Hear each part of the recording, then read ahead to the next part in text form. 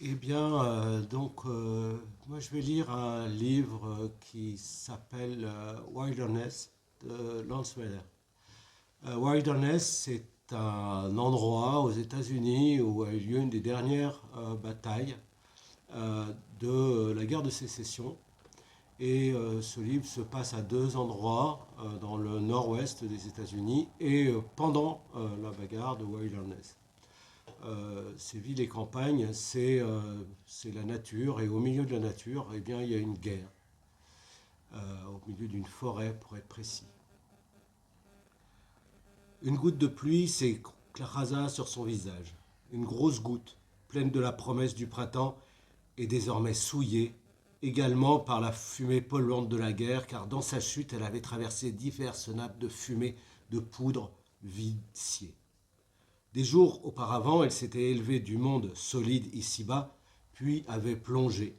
Dans sa chute, en direction du monde vert sombre, ce signe avant-coureur d'une forte averse imminente s'était chargé de poussière, de paillettes et de particules de violence qui flottaient invisibles dans l'air sale comme de l'ectoplasme frissonnant. La goutte le frappa au beau milieu du front, s'étalant proprement avant de glisser sur sa tempe, passant par-dessus l'accumulation d'un mois de sueur séchée et de crasse, puis elle suivit les courbes complexes et délicates de son oreille et finit par tomber, disparaissant à tout jamais dans l'herbe, et s'infiltra dans la terre dévastée de la Wilderness de Spotsylvania.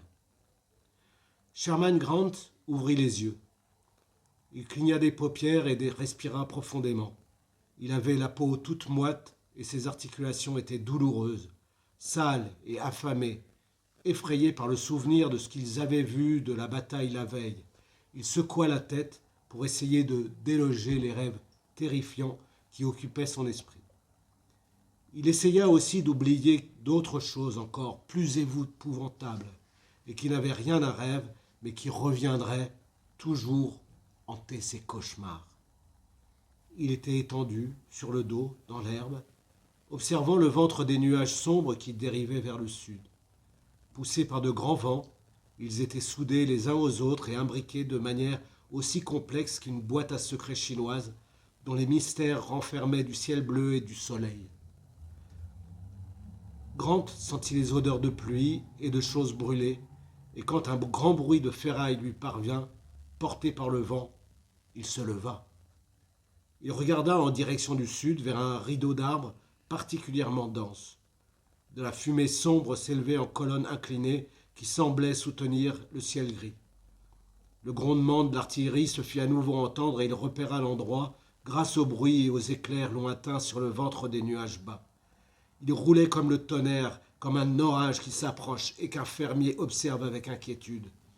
Il se demanda où les deux armées s'affrontaient à nouveau et scruta le sud, essayant de voir au-delà de la lisière verte de la forêt.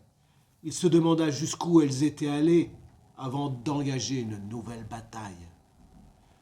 Cela faisait maintenant 3 jours qu'il se cachait dans les bois, n'osant bouger de crainte d'être capturé, ou pire encore, les 2 premiers jours et les 2 premières nuits, les bruits de la bataille qu'ils avaient entendus se propager dans l'obscurité tout autour d'eux ne ressemblaient à rien de ce qu'ils avaient connu.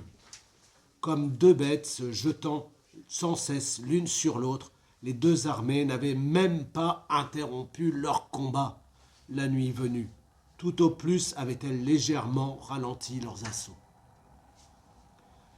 Le 3e jour, elles s'étaient déplacées vers le sud. Hypatia et lui étaient restés immobiles tandis que passait le flot des soldats. Toute la nuit, des lumières avaient déchiré les ténèbres, les arbres avaient résonné de cris, de bruits de sabots, du grincement de céleri et du vacarme des roues de chariots. À un moment donné, ils s'étaient levés et s'étaient mis péniblement en marche dans la nuit, prenant une direction qu'ils espéraient être le nord. Ils avaient entendu le fracas des caissons d'artillerie lancés à vive allure sur des routes récemment percées et les hurlements furieux des conducteurs d'attelage. La fumée bouillonnait dans les arbres.